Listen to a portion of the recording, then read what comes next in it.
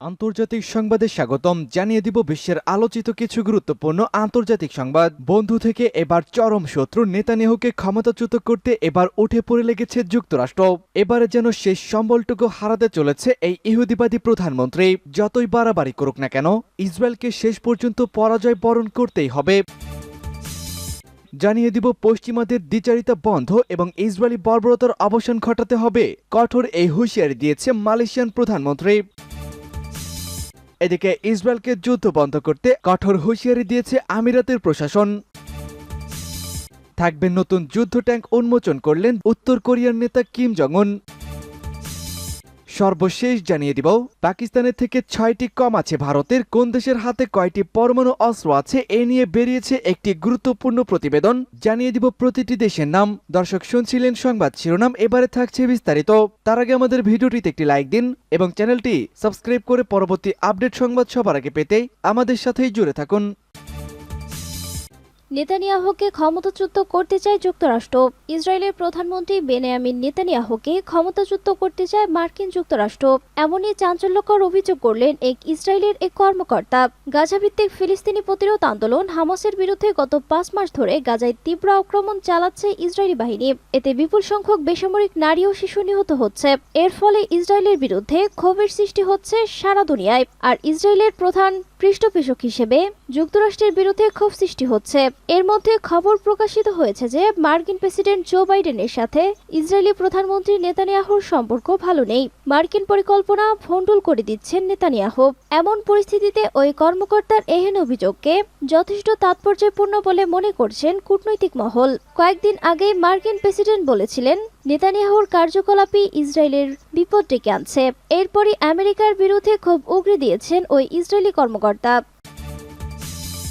পশ্চিমাদের দ্বিচারিতা বন্ধ এবং ইসরায়েলি বর্বরতার অবসান ঘটাতে হবে। মালয়েশিয়ার প্রধানমন্ত্রী আনোয়ার ইব্রাহিম জানিয়েছে তিনি জার্মান চ্যান্সেলর ওলাফ শলজকে বলেছেন যে পশ্চিমাদেরকে অবশ্যই দ্বিচারিত বন্ধ করতে হবে এবং ফিলিস্তিনের অবরুদ্ধ গাজা উপত্যকায় ইহুদিবাদী ইসরায়েল যে বর্বরতা চালাচ্ছে তার অবসান ঘটাতে পদক্ষেপ নিতে হবে। তুরস্কের রাষ্ট্রীয় বার্তা সংস্থা আনাদোলুকে দেয়া সাক্ষাৎকারে আনোয়ার ইব্রাহিম সুস্পষ্ট করে বলেন, পশ্চিমা নেতাদেরকে দ্বিচারিতা ছেড়ে গাজায় ইসরায়েলের জাতিগত শুদ্ধি অভিযান বন্ধ করার ব্যবস্থা নিতে হবে। গত 7 অক্টোবর ইহুদিবাদী ইসরায়েলের বিরুদ্ধে হামাসের সামরিক অভিযানের কথা উল্লেখ করে মালয়েশিয়ার প্রধানমন্ত্রী জার্মান চ্যান্সেলরকে বলেন, এই সমস্যা 7 অক্টোবরের মধ্যে নিহত নয়, বরং সমস্যাটি হচ্ছে পুরো ব্যবস্থাপনায়, উপনিবেশবাদ ও বর্ণবাদিতায় এবং গাজায় যে জাতিগত শুদ্ধি অভিযান চলছে তার মধ্যে। এগুলো অবশ্যই এখন বন্ধ করতে হবে। মালয়েশিয়ার নেতা আরো বলেন, ফিলিস্তিন সমস্যার সমাধানে আন্তর্জাতিক সম্প্রদায়কে এখনই ব্যবস্থা নিতে হবে। তারা তাদের নৈতিক দায়িত্ব পালনে ব্যর্থতার পরিচয় দিতে পারে না।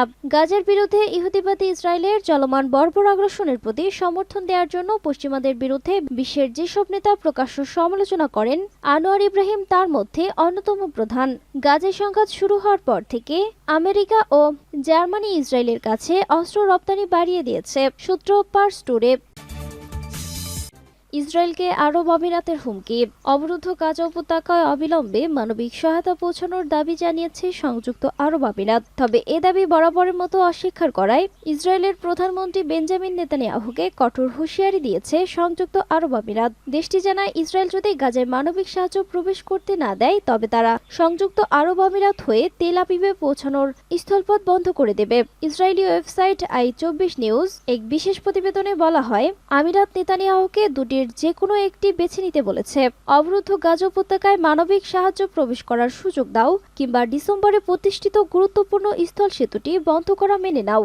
জানা যায়, গাজায় মানবিক সহায়তা পৌঁছানোর জন্য মার্কিন যুক্তরাষ্ট্রের ওপর ব্যাপক চাপ সৃষ্টি করেছিল সংযুক্ত আরব আমিরাত, যার ফলে গাজায় ত্রাণ পৌঁছে দেওয়ার জন্য একটি অস্থায়ী নৌবন্দর নির্মাণের পরিকল্পনার ঘোষণা দিয়েছে দেশটির প্রেসিডেন্ট জো বাইডেন। প্রসঙ্গত, লোহিত সাগরে ইরান সমর্থিত হুতি বিদ্রোহীদের আক্রমণ থেকে রক্ষা পেতে গত ডিসেম্বরে এই নতুন পথটি তৈরি করা হয় উভয় দেশের সম্মতিক্রমে। নতুন যুদ্ধ ট্যাঙ্ক উন্মোচন করলেন উত্তর কোরিয়ার নেতা। উত্তর কোরিয়ার নেতা কিম জং উন সামরিক প্রশিক্ষণ অনুশীলনের তত্ত্বাবধানকালে একটি নতুন ধরনের প্রধান যুদ্ধ ট্যাঙ্ক উন্মোচন ও চালনা উদ্বোধন করছেন। বৃহস্পতিবার রাষ্ট্রীয় গণমাধ্যম একথা জানিয়েছে। সিউল এবং ওয়াশিংটনের প্রতিরোধ ক্ষমতার উন্নয়নের যৌথ মহড়ার সময় কিম এই নতুন ট্যাঙ্ক উন্মোচন করেছেন। রাষ্ট্রীয় মিডিয়ার প্রকাশিত ছবিগুলোতে দেখা যায় একটি কালো চামড়ার জ্যাকেট পরা কিম ট্যাঙ্ক মহড়ায় ক্যামোফ্লেজ ইউনিফর্মধারী সৈন্যদের স্যালুট গ্রহণ করছেন এবং একটি ফিল্ড কমান্ড পোস্ট থেকে লাইভ ফায়ার ট্রেনিং মার্চ মহড়া দেখছেন। এ সময় দীর্ঘ জেনারেলরা কিমের পাশে ছিলেন। সরকারি কোরিয়ান সেন্ট্রাল নিউজ এজেন্সি জানিয়েছে, ট্যাঙ্ক সম্পর্কে ক্রুদের বর্ণনার পরে কিম একটি নতুন ধরনের প্রধান যুদ্ধ ট্যাঙ্কে উঠে ড্রাইভিং লিভারের নিয়ন্ত্রণ নেন এবং ট্যাঙ্কটি নিজেই চালিয়ে যান। KCN এর রিপোর্টটি আসে যখন সিউল এবং ওয়াশিংটন তাদের বার্ষিক ফ্রিডম শিল্ড মহড়ার শেষ দিনে অন্যদের মধ্যে মিসাইল ইন্টারসেপশন এবং বিমান হামলার মহড়া চলছিল। পারমাণবিক অস্ত্রে সজ্জিত উত্তর কোরিয়া দীর্ঘদিন ধরে মার্কিন দক্ষিণ কোরিয়ার যৌথ সামরিক মহড়ার নিন্দা করে আসছে, তাদেরকে আক্রমণের মহড়া বলে অবহিত করেছেন। পাকিস্তানের থেকে 6টি কম ভারতের কোন দেশের হাতে কয়টি পরমাণু অস্ত্র আছে? বুধবারও ভ্লাদিমির পুতিন বলেছেন, ইউক্রেনে পরমাণু হামলা চালাতে তৈরি মস্কো। অন্যদিকে আমেরিকা এবং দক্ষিণ কোরিয়ার ওপর পরমাণু হামলার হুমকি দিয়ে যাচ্ছেন উত্তর কোরিয়ার কিম জং উন। ভারত ও পাকিস্তান দুই যুযুধান দেশই পরমাণু শক্তিধর হওয়ায় এই দুই দেশের সংঘাত থেকেও পরমাণু হামলা হতে পারে বলে আশঙ্কা করেন সামরিক বিশেষজ্ঞরা।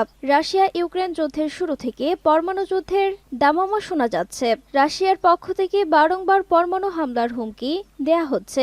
বুধবারও ভ্লাদিমির পুতিন বলেছেন, ইউক্রেনে পরমাণু হামলা চালাতে তৈরি মস্কো। অন্যদিকে আমেরিকা এবং দক্ষিণ কোরিয়ার উপর পরমাণু হামলার হুমকি দিয়ে যাচ্ছে উত্তর কোরিয়ার কিম জং উন। ভারত ও পাকিস্তান দুই যুযুধান দেশই পরমাণু শক্তিধর হওয়ায় এই দুই দেশের সংঘাত থেকেও পরমাণু হামলা হতে পারে বলে আশঙ্কা করেন সামরিক বিশেষজ্ঞরা। বর্তমানে বিশ্বের 9টি দেশের হাতে পারমাণবিক অস্ত্র রয়েছে। তারা হলো রাশিয়া, মার্কিন যুক্তরাষ্ট্র, চীন, France, Britain, Pakistan, Bharat, Israel এবং উত্তর কোরিয়া। সব মিলিয়ে এই 9টি দেশের হাতে রয়েছে মোট 12,700টি পারমাণবিক ওয়ারহেড। এর মধ্যে 9,400টি সক্রিয় অবস্থায় রয়েছে, অর্থাৎ চাইলে যে কোনো সময় ব্যবহার করা যেতে পারে। কোল্ড ওয়ার বা ঠান্ডা যুদ্ধের সময় পারমাণবিক অস্ত্রধারী দেশগুলির কাছে প্রায় 70,000 পারমাণবিক অস্ত্র ছিল। তার তুলনায় বর্তমানে পারমাণবিক অস্ত্রের সংখ্যা উল্লেখযোগ্য পরিমাণে কমেছে। তবে আজকের পরমাণু অস্ত্রগুলি অনেক বেশি শক্তিশালী। গত কয়েক বছরে যেভাবে বিশ্বের বিভিন্ন প্রান্তে সংঘাত ছড়িয়ে পড়েছে, তাতে আগামী দশকে পারমাণবিক অস্ত্রাগারের ভান্ডার আরও বাড়বে বলে আশঙ্কা করা হচ্ছে।